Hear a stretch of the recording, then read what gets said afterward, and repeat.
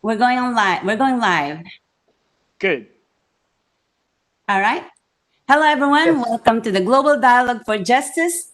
I refuse to stay silent every weekend. So today I'm really excited to welcome you all. And of course, our special guest and my co-host. So let's get started.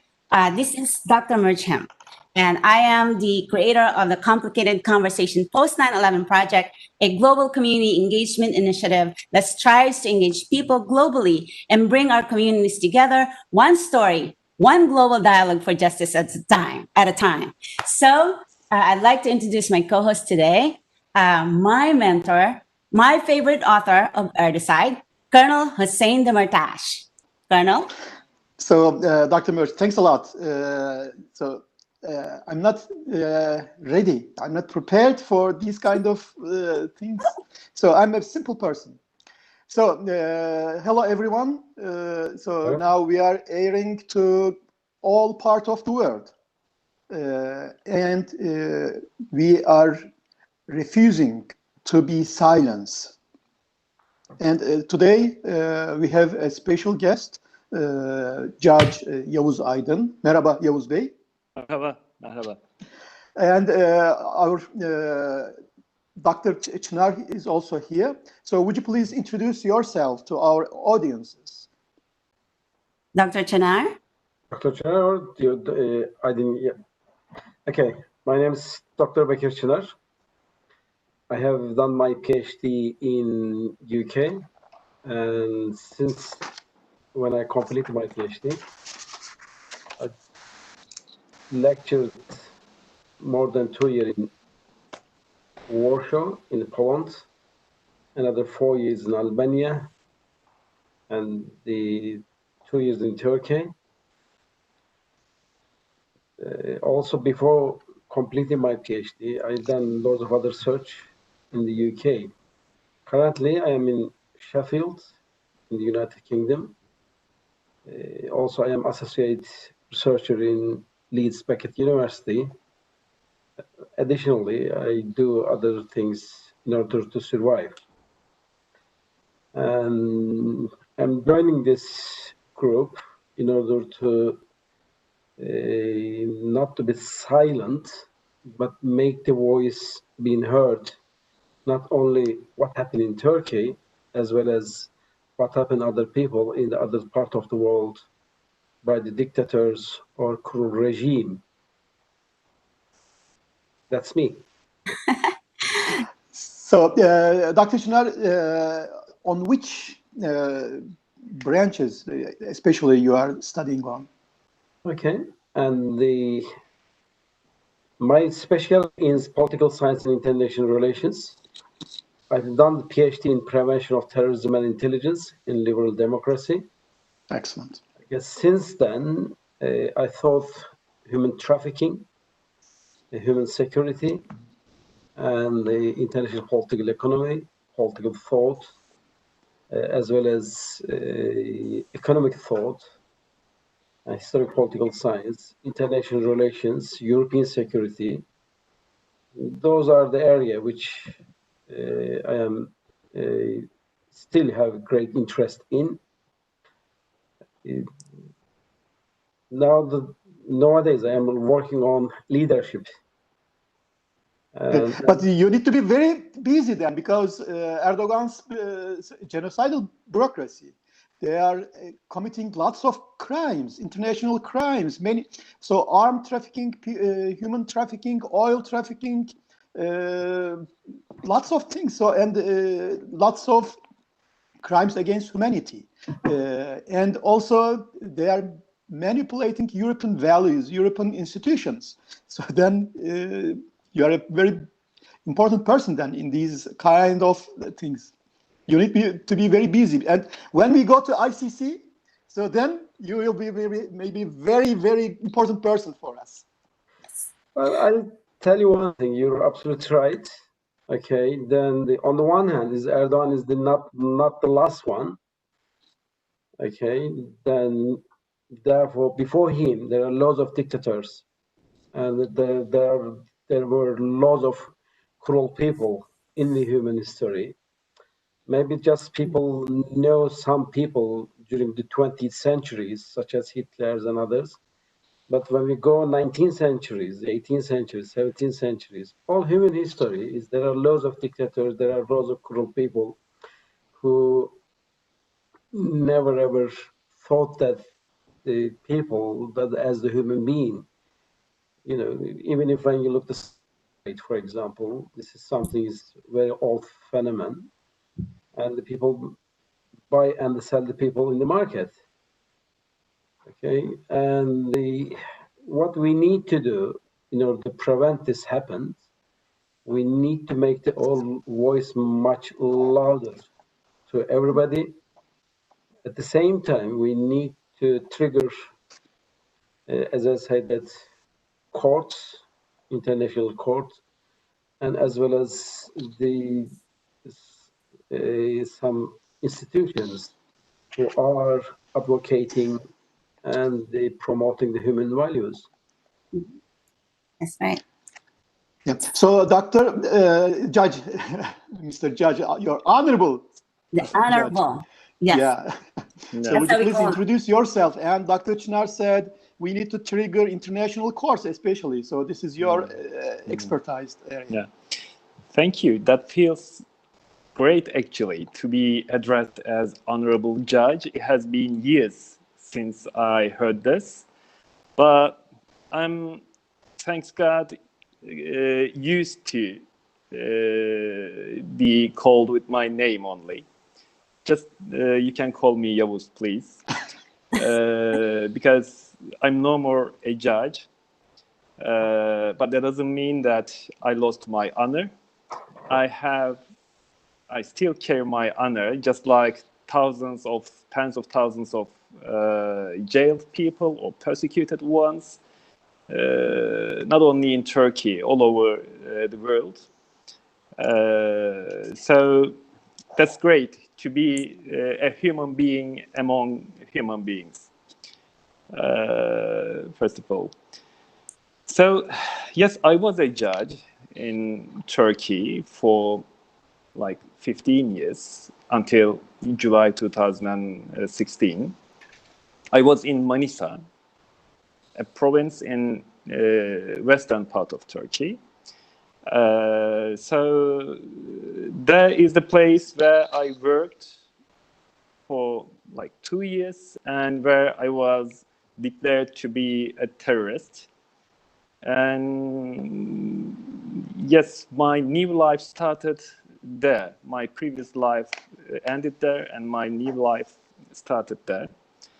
And afterwards, with my family, we stayed in Romania for 2 years. And after those 2 years, for the last 2 years, we are in Brussels. This is our second hometown, I can say, because I worked here for years before 2014. So now I'm a student, Yavuz Aydin. I'm a human being, Yavuz Aydin, but no more a judge again. Thank you.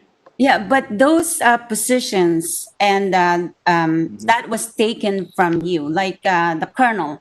You didn't, abandon your post and your position. Yeah. It was taken. Yeah. So for me, I will continue to call you judge, to call you colonel, because I think these are forms of injustice, and I refuse to stay silent and say ignore these facts.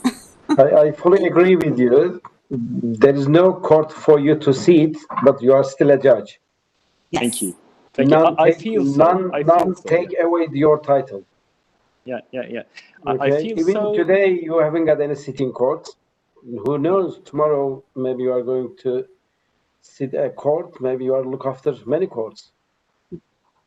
I don't know. Who knows? Doesn't mean that you are going to sit in the court in Turkey. You can sit in the court anywhere else.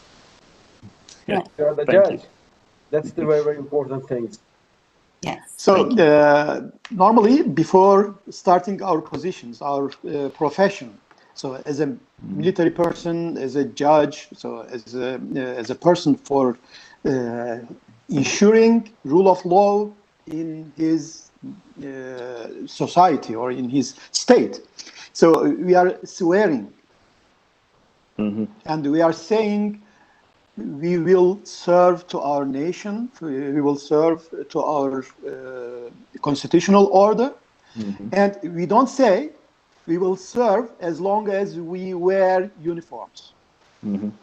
So then it's something never ends.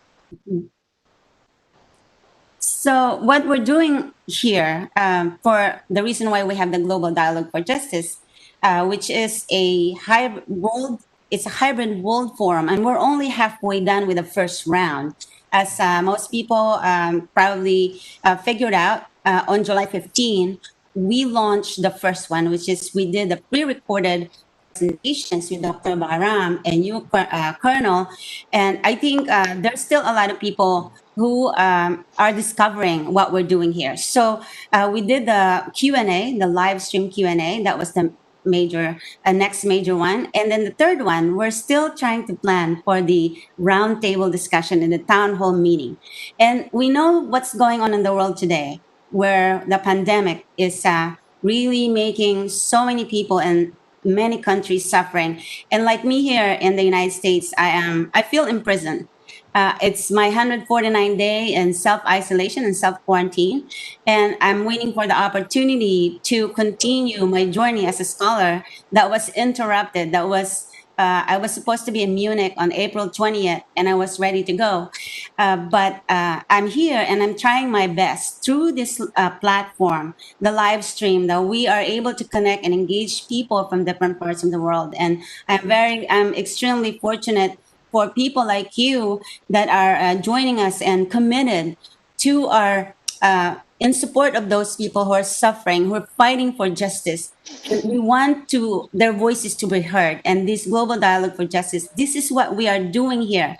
And the live stream that we do every weekend that we just started, I Refuse to Stay Silent, is we want to step up our effort. Because there's so many people being tortured and in prison in Turkey and many places in the world. They don't have much time.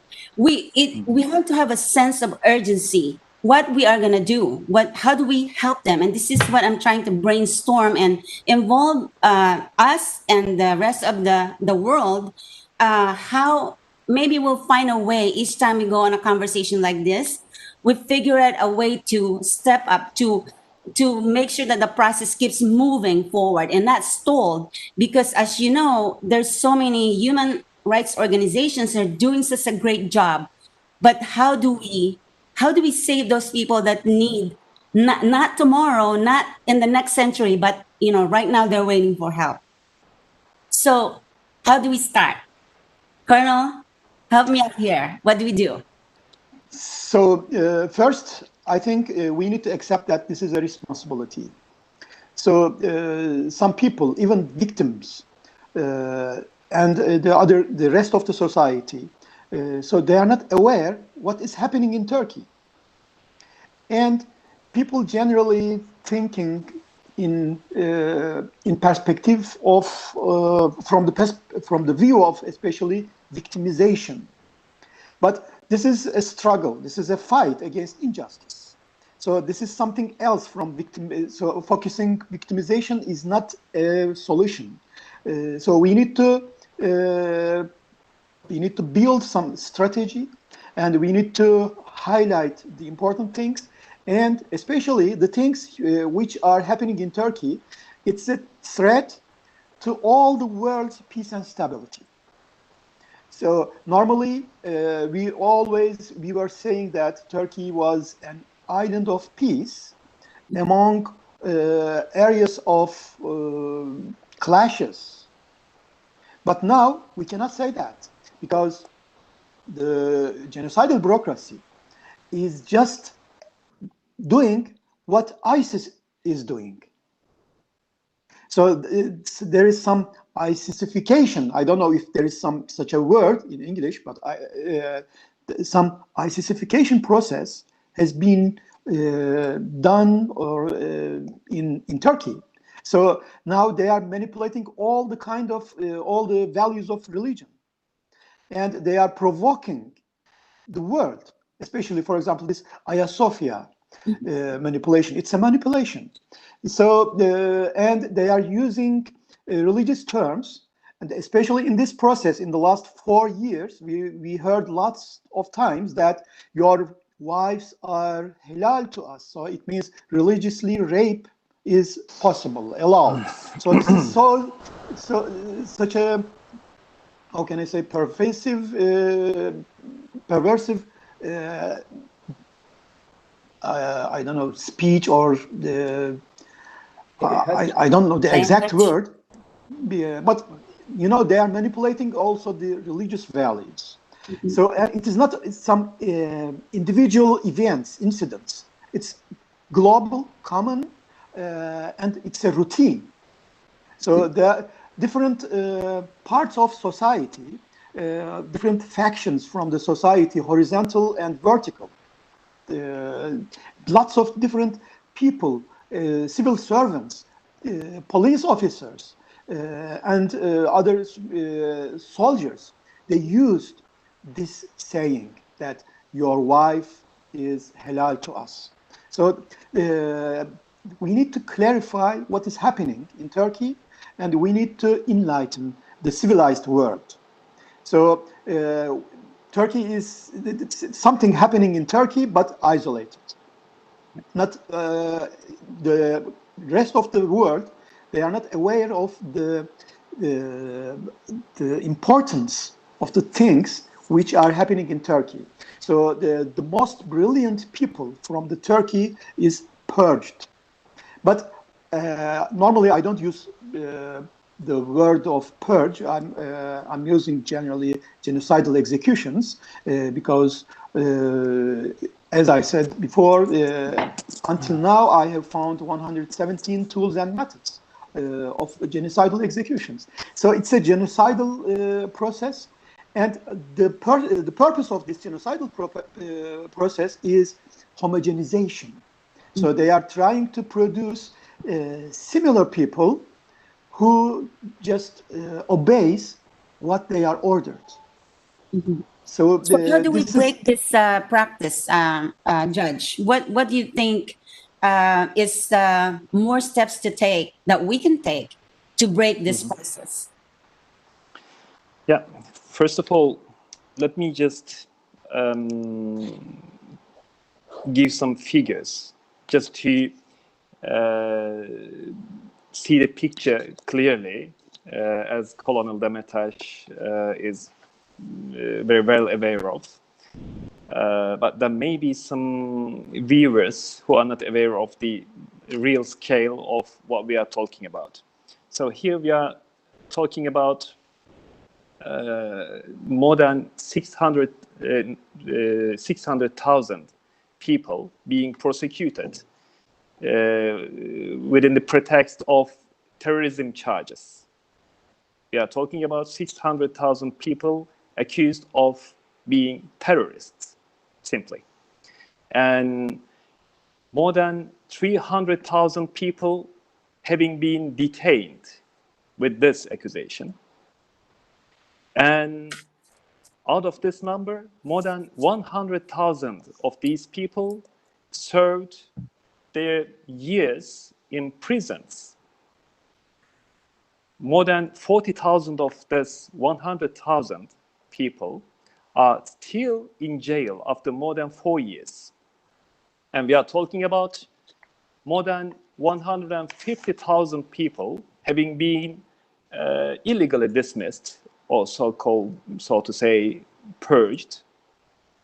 And we are talking about really millions of people, not only from a certain segment of society, taking the advantage of this state of emergency, which, in my view, is the real coup, the coup which has been really succeeded, which has been really achieved in terms of the goals and all other methods. So after this state of emergency, having such a perfect pretext as the coup attempt, Erdogan government purged not only so-called Gülenists or the ones who are blamed for being Gülenists. They put everyone, all dissidents from different segments of society, including many Kurds, the legally established opposition party, HDP, has been attacked brutally. More than 50 mayors of HDP are still in jail, including the co-chairs of that party. And one of these co-chairs, Selahattin Demirtas, was a candidate for presidency in that country. So we are talking about such a country. More than 300 journalists and media workers having been jailed. And hundreds of babies having been jailed. Mothers are being jailed, like Melek Çetinkaya as the most recent example, just for having cried out for years about the innocence of her son, among with hundreds of other cadets. She has also been silenced by being jailed. So now we have this opportunity, we have this liberty to speak about these things. But we are talking about such people who has no voice anymore. Even,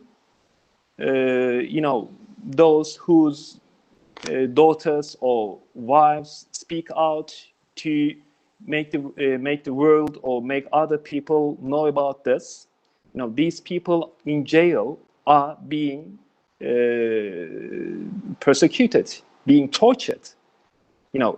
Members of high courts in Turkish Yargıtay, members of the Court of Cassation in Turkey are being severely beaten, threatened with death, and severely tortured. And there's no investigation.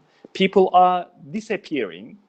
People are just being abducted, and they are being taken to somewhere, and months later or years later, they just come out of nowhere, and no prosecutor just launched any investigation.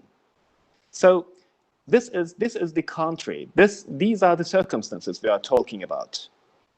So my point here is to draw your attention and the attention of our viewers to this fact and to this question.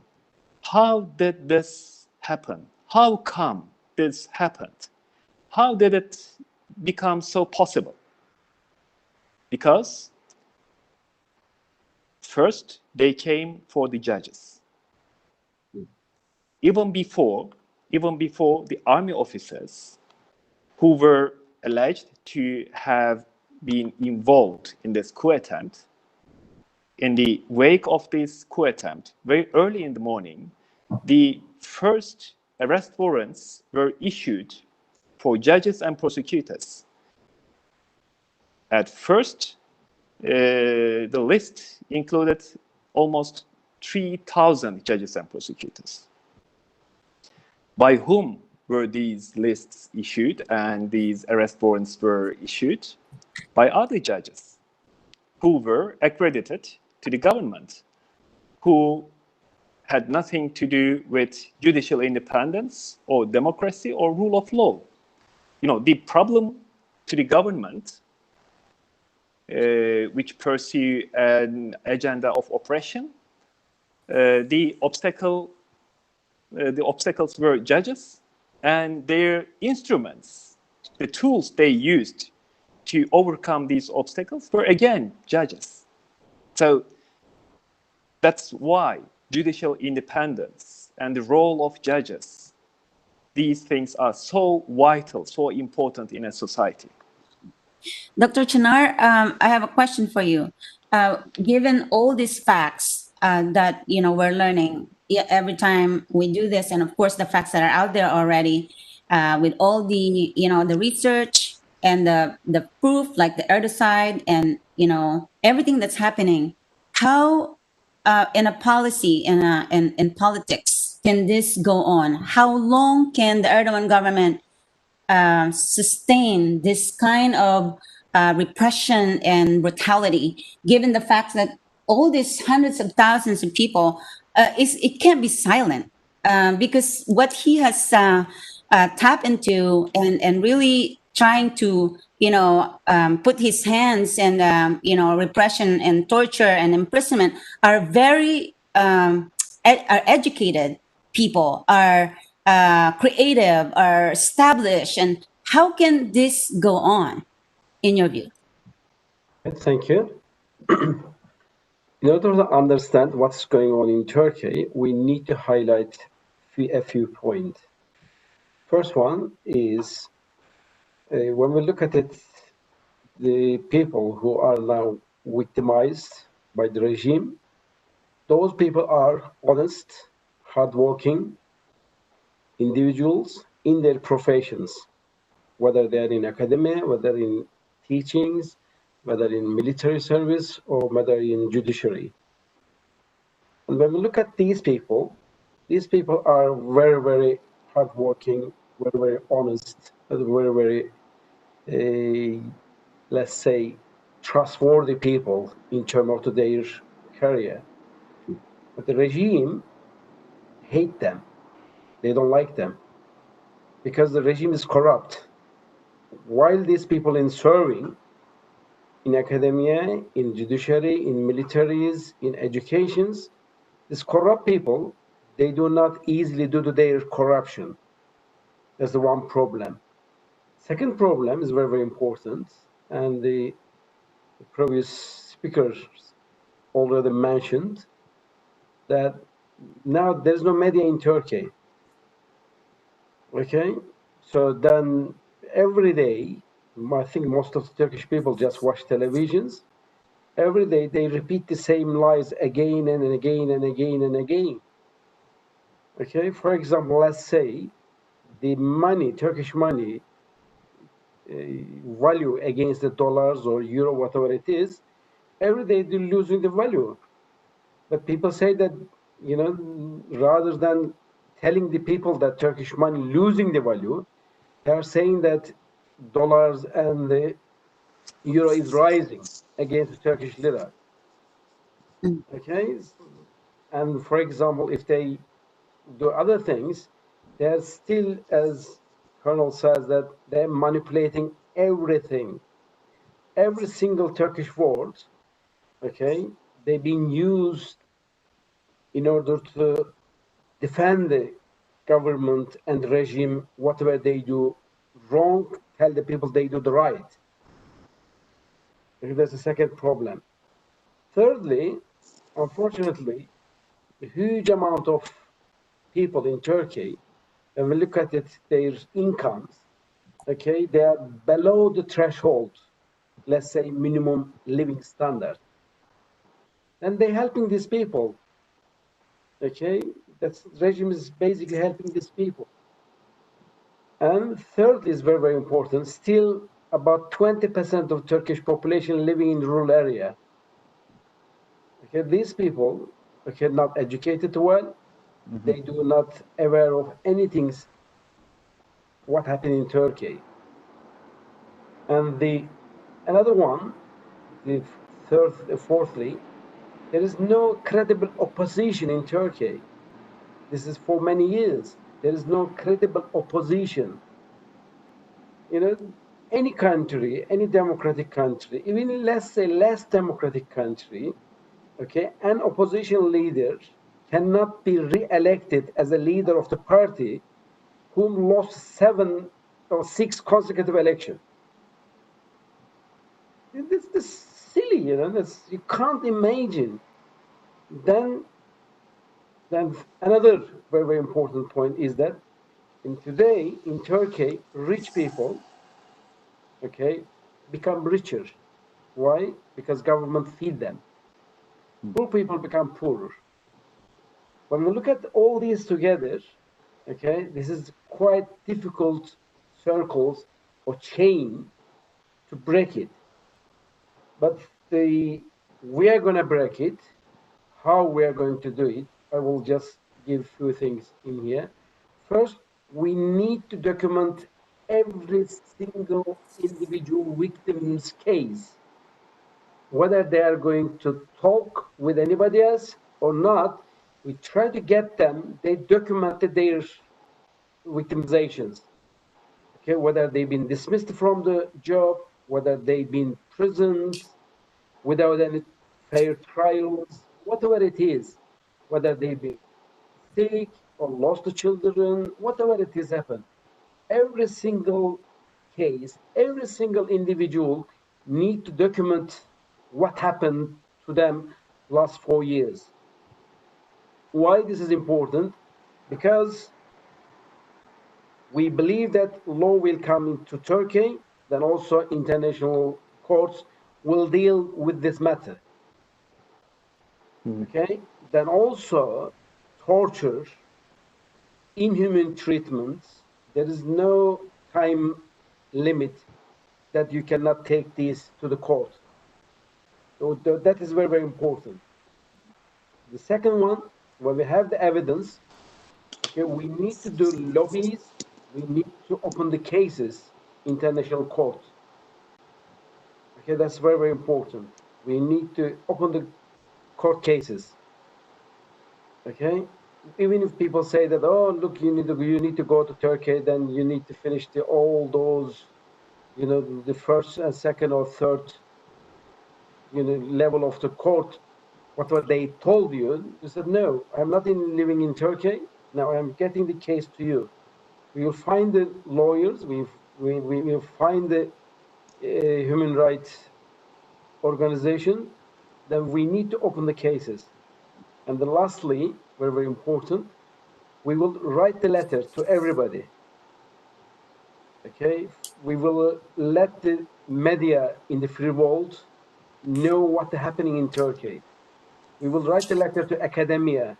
We will write a letter to politicians. We will write a letter to the church, okay, the mosque or other religious organizations. We get everybody knew that what happened in Turkey. Okay, finally, we need to be united as victims.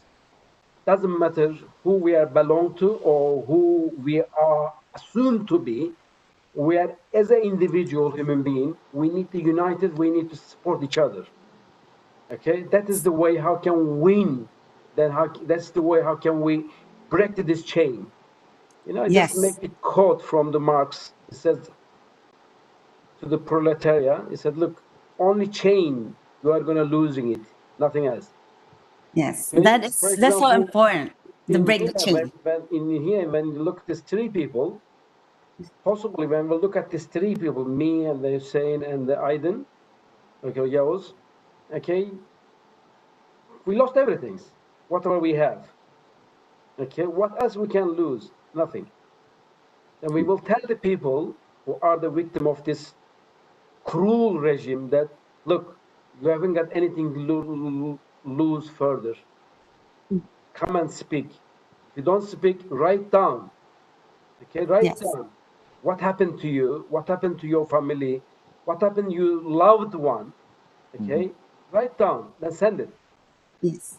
Well, thank you so much, Dr. Chinar. Those are so important steps for us to, help break that chain that we're talking about. For some of you that probably still, just beginning to follow us, Doctor, there is a report that was just published in Turkey, published in Istanbul, I believe, the social cost of the state of emergency in Turkey. That is like over 1,000 pages report of documentation, I think, about all the atrocities that was, committed against innocent people. And I'm waiting for the English translation on that. I think it's coming up pretty soon. Colonel, you know that one, right? So yes, I know, and it's about 1,667 pages, and there are more than 90 people who committed suicide because of this genocidal atmosphere in my lovely country. And also there are today it has been 572 people who are dead, who were dead in this process because of lots of things, because of physically killing, because of torturing, because of preventing medical treatment.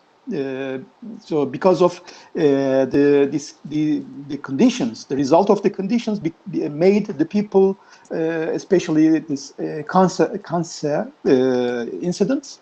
So there are more than 600, I think, but people are really afraid of giving their relatives names who are dead.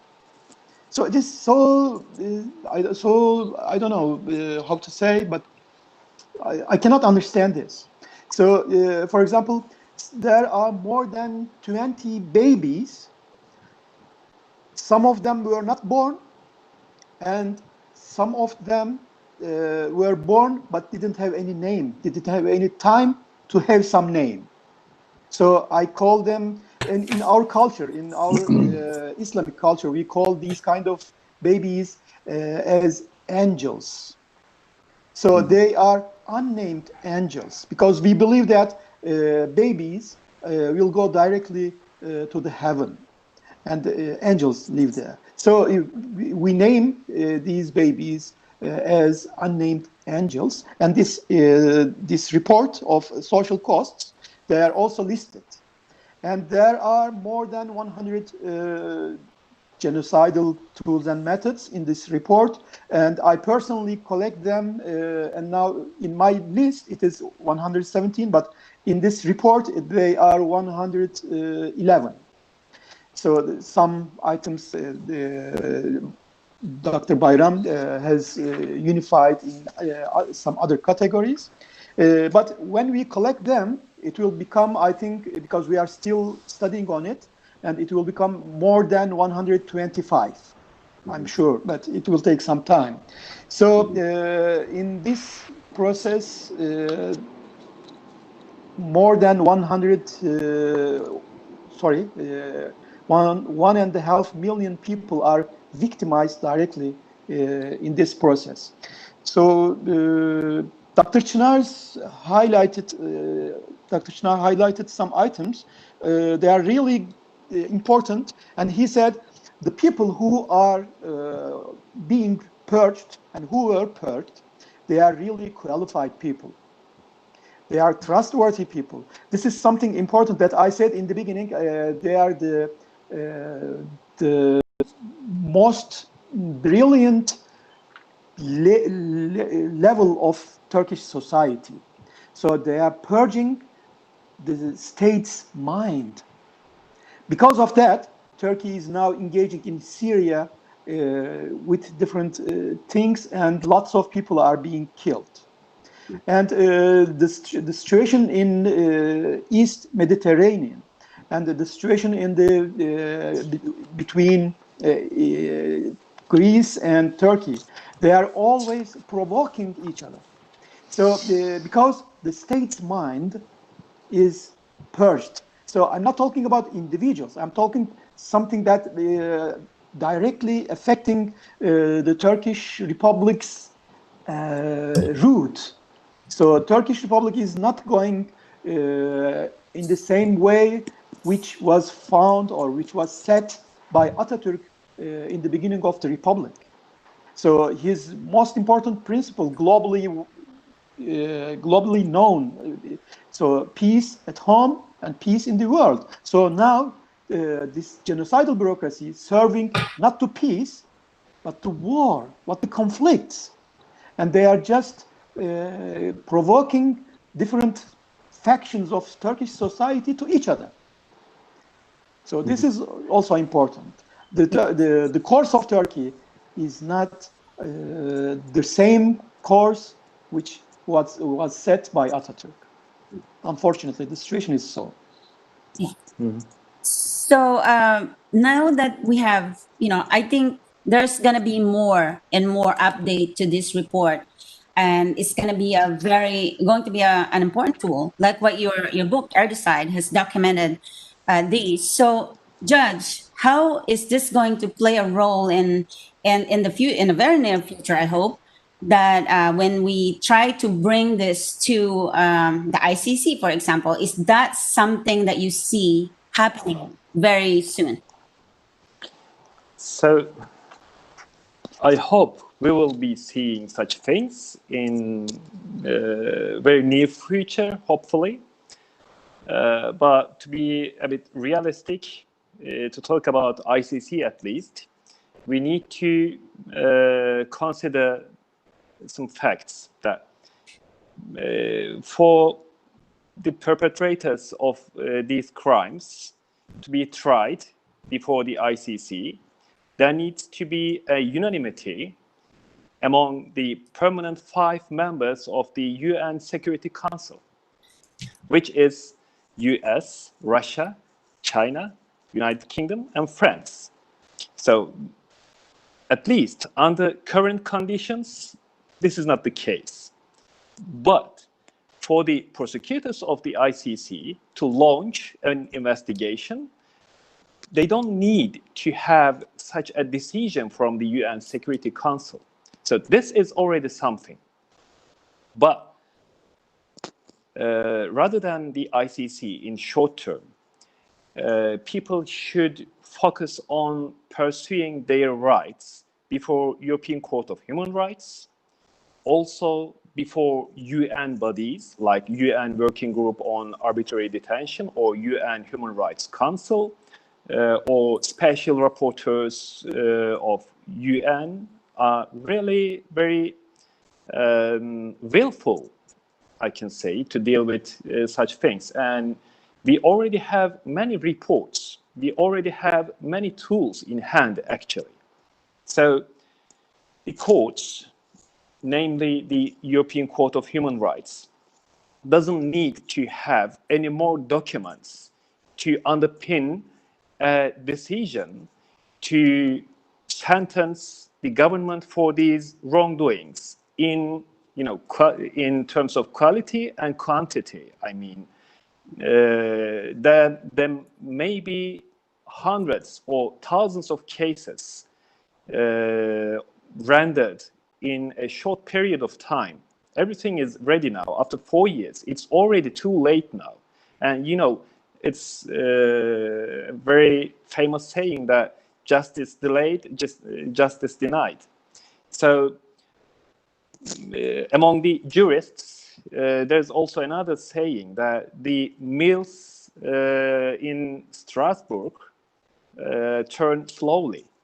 But we see that when it comes to the cases stemming from the atrocities of Turkish government, these mills are turning extremely slowly. So when we compare some similar type of cases from different countries, we can say that almost all the cases about arrests or dismissals should have been resolved by now. But we only have a few cases, most of which are about the judges from Turkey, which have very positive aspects, of course.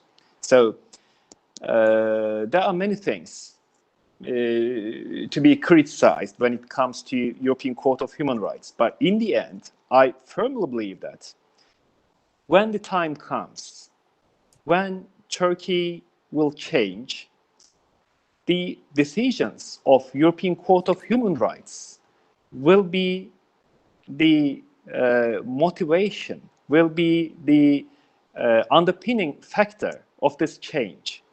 So everybody should relentlessly follow their rights.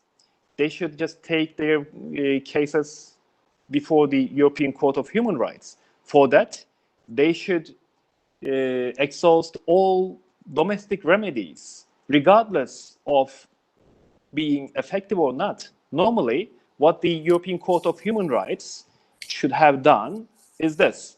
There's no more effective domestic remedy in Turkey, so I will not wait for these court processes to be completed in Turkey. So with the method of pilot case decisions, I will render my decisions on tens of thousands of cases. So since there are like 5 or 6 different types of cases only, the number of these cases, which would be like maybe 30,000 or 40,000, this will not be a problem because there's already this methodology of pilot decision process. So in any case, those days will come. Those days will come. So people should be really patient. I know it's not easy. I know people are losing their hopes in justice, and they are losing their hopes in humanity, not only in justice. But, you know, those who won in the end are always the ones who didn't give up. Yes.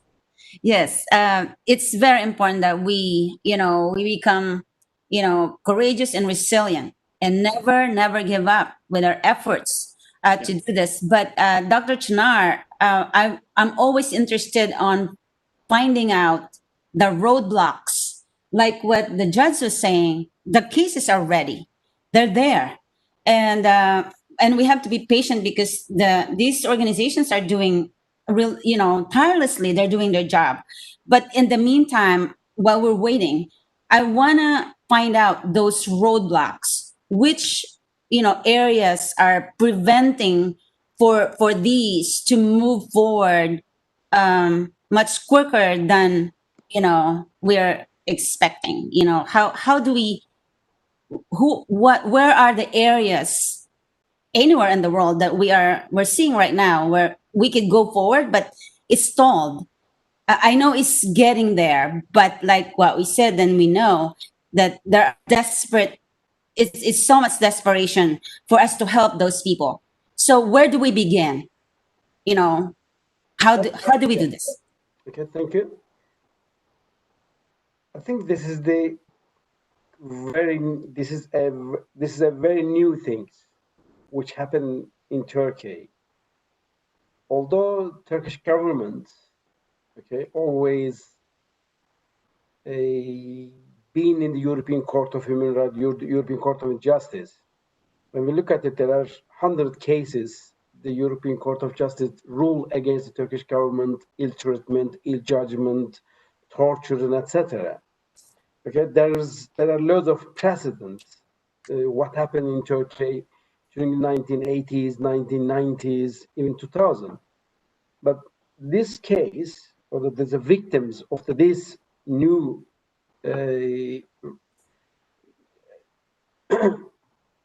genocidal activities of Turkey, people, they don't believe that they committed any crime. That's very, very important. That put people off. They say that I am honest, innocent.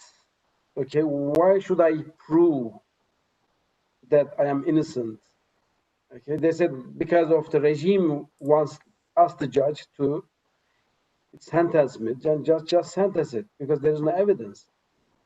Whatever happened, that the people who served their prison, who are still in prison, then also people who are still, there are loads of court cases against them. Most of them, they don't believe that they have committed any crime. They're right. That is the reason, this is the one obstacle that people, they don't believe that they need to seek their right in other place, such as European Court of Justice, as International Court, Criminal Court, and other places. That's the first obstacle we need to get over it.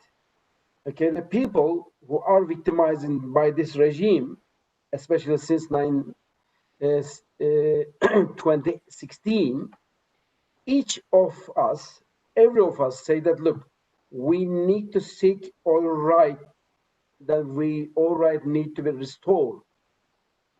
Then we need to have a decision, court decision. We knew that there is no possibility to get a court decision in Turkey because Turkish court is not anymore, okay, giving any fair decision.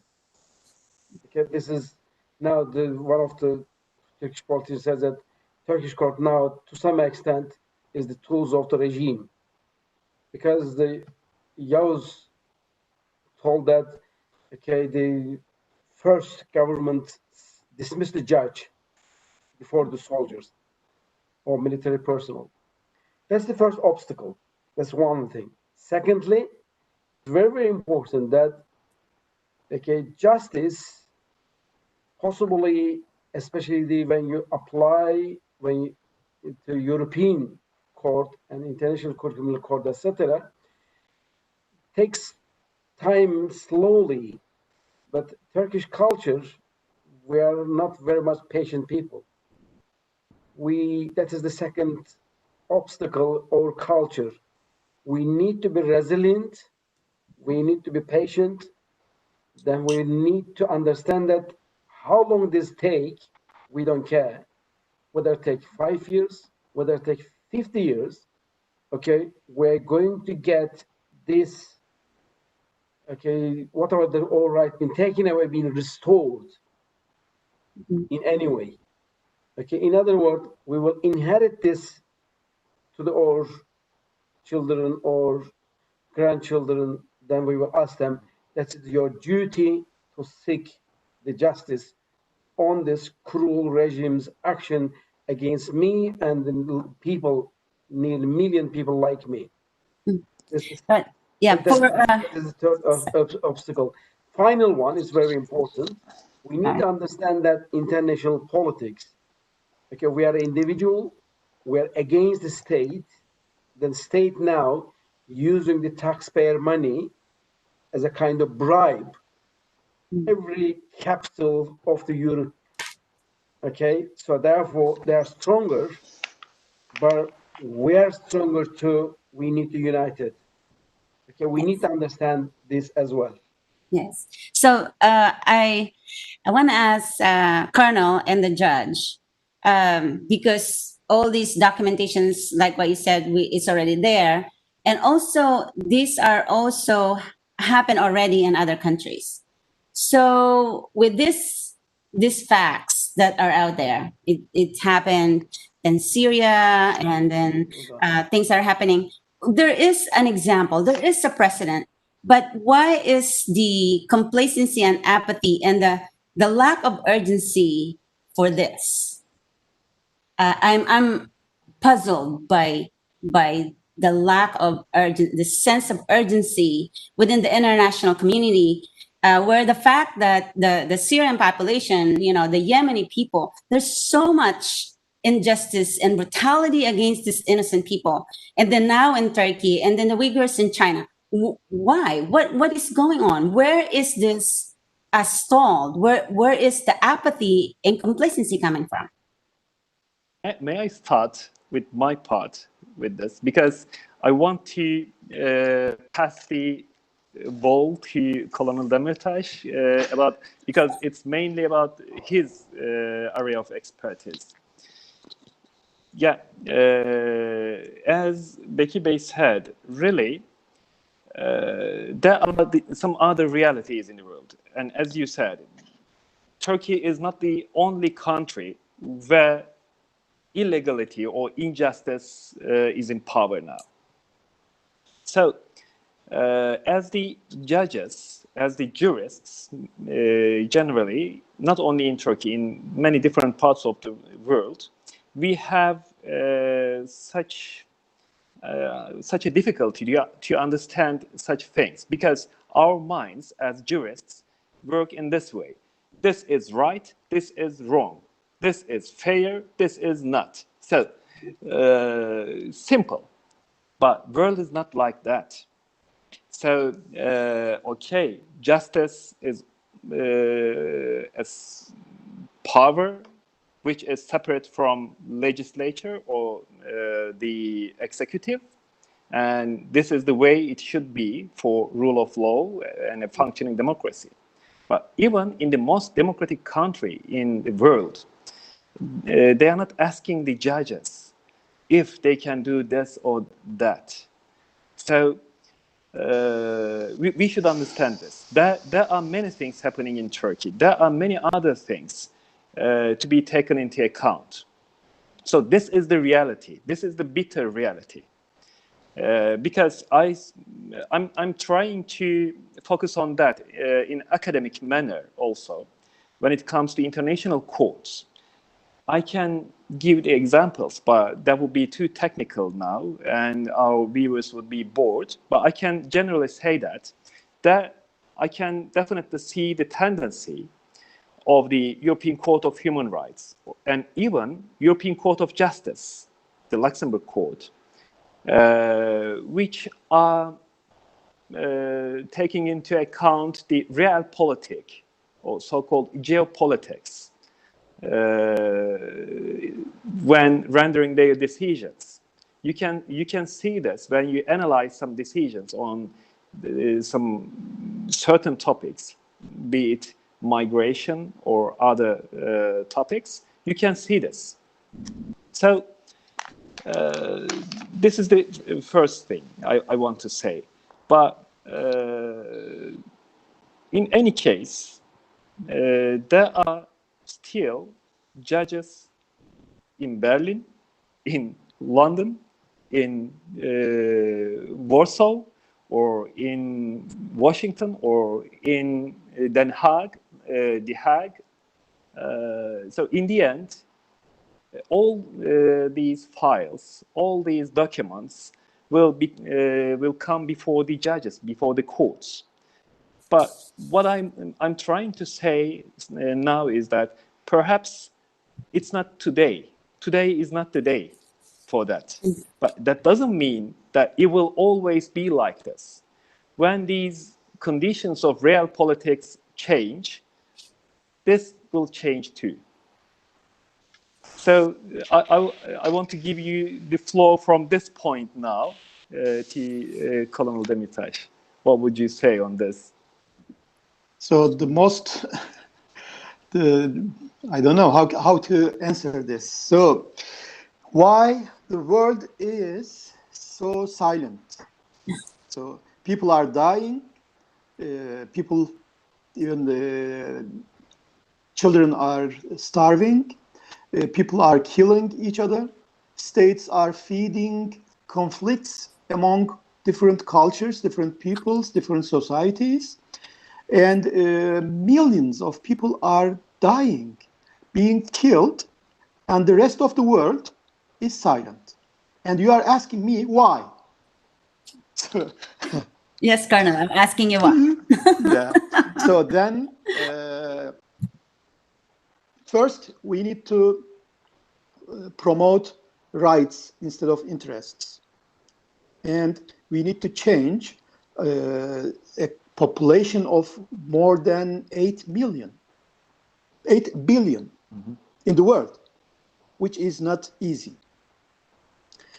And we need to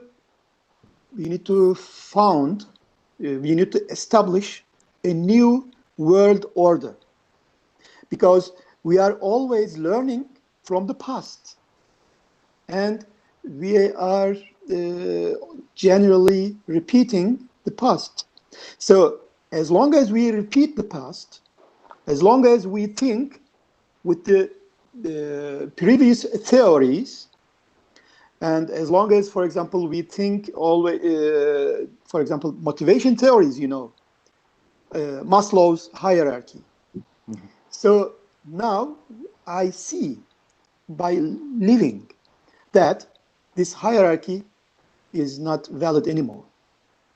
So people are fighting not for these items which are in this hierarchy. So I'm, for example, fighting not for them, and lots of people. And now all these dyings, I can say, I don't know, all these problematic issues, but massive victimization are maybe, we are not able to see now the bigger picture, but maybe all these massive victimizations are some pain of giving a birth of a new world. And now we are building the future. We need to build the future. And we need to publish new theories. Not we shouldn't use the old theories. We need to generate. We need to create new theories, and these theories should be created, published, produced with a teamwork of a global teamwork from different cultures, from different societies, from different religions, from different ideologies. So maybe I am talking now. Some people don't find me so realistic, but I am realistic. I believe myself, and I am definitely saying these kind of things. But I was not prepared for such a important and difficult question. So just as you ask your question, I just noted a few words. But when we study on this, maybe we can find a better answer. But I'm definitely saying that we need to forget the past theory, the previous theories. We need to find new theories for the future of the world. And we need to promote rights instead of interests. And we need to change lots of minds in the world.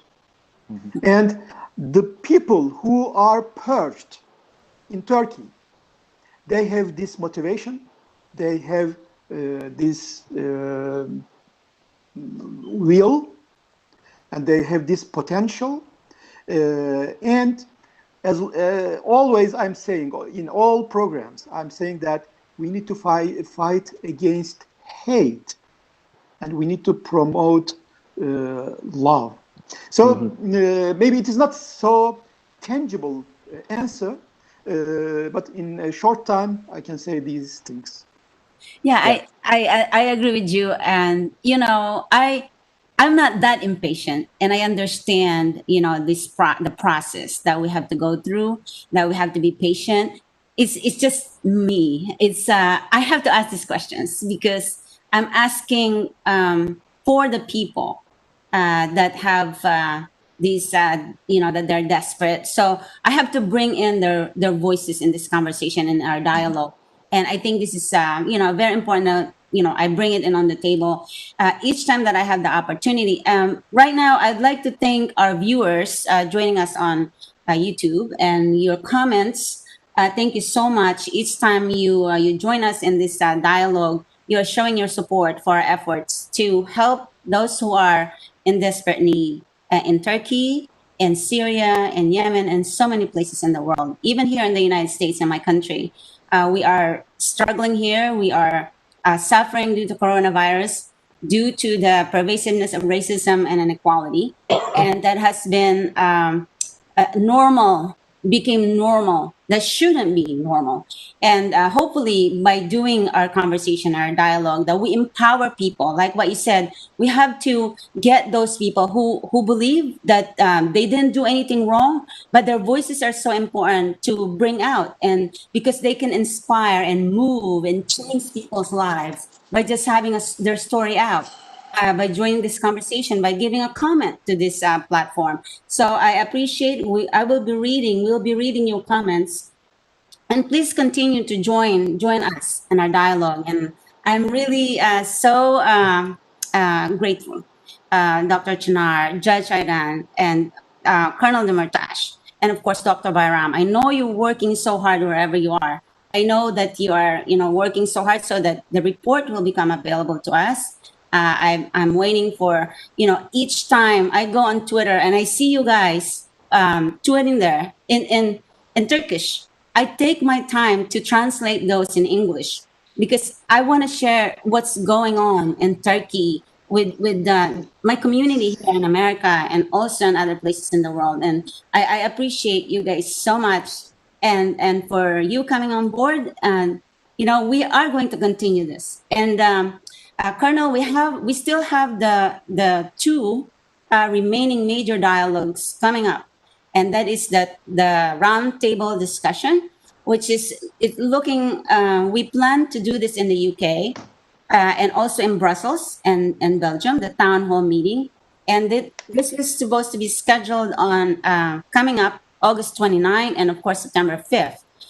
And the way it looks like right now in my situation is I feel imprisoned in my country.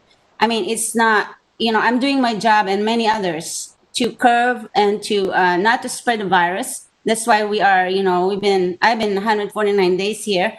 And well, I'm not complaining because there's so many people out there who's really, really suffering. And me out here, I have the opportunity to go on this platform and to speak with you, but we have job to do. I am, so committed. Like I said, I was ready to go and travel and engage people like us. I've been doing the past 2 years in 10 countries, and I wanted to continue it, but I feel so frustrated. I feel furious that I'm not able to do my job. And I know in the past I feel alone, but I'm not alone anymore. And I want to continue and push harder. And I can't do anything. I feel that I'm, hopeless and I'm trapped here. But Colonel, I want to continue this. And how do we, and Dr. Chinar, you are leading us during the upcoming discussion, the roundtable discussion. Are we going to do this in case we can do it hybrid, like in person and online? So we are going to continue doing this, and we're going to stick to our schedule on August 25th. Dr. Chinar? Yeah. Okay. So we are then, Colonel, on September 5th. Yeah, so in between or in next half of August, we have a webinar for the Australian audience. You remember that? Yes. So we need to announce also that, I think. So the date is not clear yet, but maybe in the second week of, or in next half of August. So before 29, we have this webinar, and our viewers can also watch us online from all over the world, and which is very, very important, because the civilized world is not aware of the things that which are happening in Turkey, but these are not individually or locally affecting the Turkey. These things are always affecting all the globe. Because of that, our name is also Global Dialogue for Justice. So, and also we need to refuse to stay silent, but for example, not only these 4 people. So lots of people should start saying, I'm not staying silent against injustices, against illegitimate things or illegalities. So we are just trying to initiate some fight against injustices, not only in Turkey, not in regional places or local places, but for all the globe. So I need to share this point of view with the audience, with our audiences. So at this point, if I may I say something? Because there is a great level of conscious and awareness among the judges of European countries on what's going on in Turkey, I can say. So I want to take this opportunity to thank my colleagues in many European countries. So judges of European countries established a platform for independence of judiciary in Turkey, which consists of MEDEL, judges for democracy and freedom in Europe, and judges for judges from the Netherlands, and European Association of Judges, International Association of Judges. So they have been really pursuing these things before the European Commission, European Council, and Council of Europe. So I want our viewers to be aware of this fact. If there will be a change, as Colonel Demirtas says, hopefully that will be sooner than later, that will be carried out at first place by the judges. And those judges are aware of this fact. So just a bit patience and resilience, please. Yes. Thank you so much. No, we have hope. We have more hope hearing these things, and we're more inspired. You know, I'm inspired each time we go on this conversation, and we learn each time. And I encourage our viewers to watch the replay, of our dialogue, because I will do it. I'm gonna go through and write down all the stuff that we're learning from here, because it's really informative. And that's what Dr. Derek Thies from University of North Georgia is saying us here. Thank you, Dr. Thies, for joining us on this chat. And we really appreciate it. I invite the academic community in the United States to take a look at what we're doing here and what we're learning from these amazing people that are joining us in this dialogue and sharing their experiences, their information, and the stories and the facts that's happening in Turkey that could also happen here in the United States, and of course happening in many places in the world. So the message.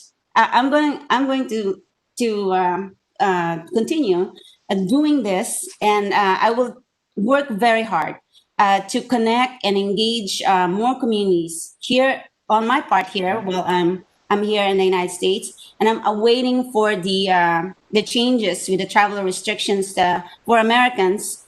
And it's really unfortunate, because I'm not the only scholar, I'm not the only person who's trying to continue our work somewhere else, and then of course while helping our communities here in the United States. So I'm hoping that in the next a few weeks, and I think next week is going to be the next decision from the European from Europe will come out, and I'm not certain, and I think I know that the United States will not be part of that again for the fourth round, and to me that's disappointing. But I have to be patient, and again, I want to thank you for you guys by doing this and joining me in this conversation. You give me hope and comfort, and you give me strength to keep doing what I'm doing.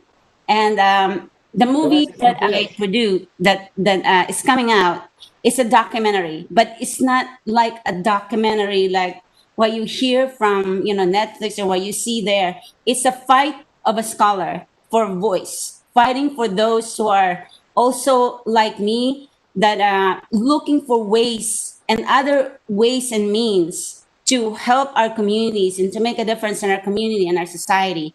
It's a new thing.